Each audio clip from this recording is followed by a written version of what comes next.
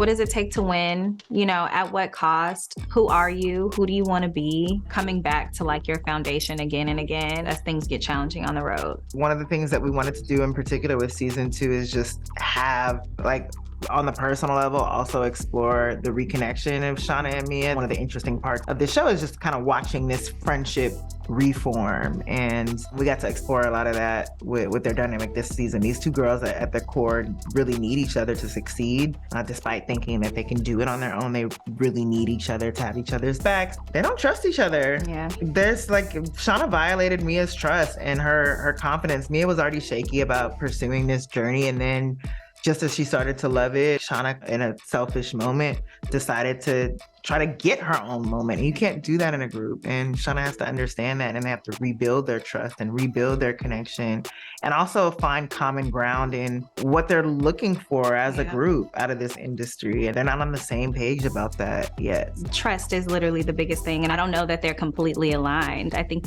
they're both still very much figuring out what they want for themselves, and are both at many moments coming at it from a selfish place. I think for Shawna, she sees the most results when she violates her own boundaries.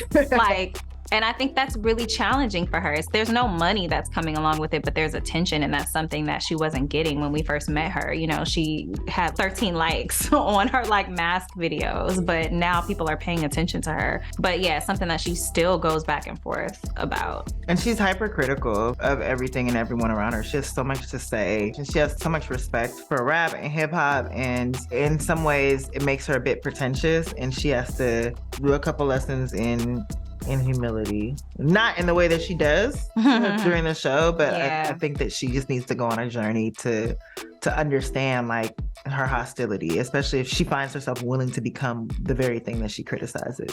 Mia was a young mom, and so getting to have the space and the freedom to kind of date multiple people and decide, you know, who's best for her. I think and obviously she's going to bump her head. She's going to make some questionable choices, but Mia's very much still on that journey of figuring out what she wants. Between Chasity and Francois Boom, you have two very strong-willed and powerful personalities with two slightly different visions about who Shawna and Mia are and what they should be doing and where their focus should be. And both of those relationships come with history, right?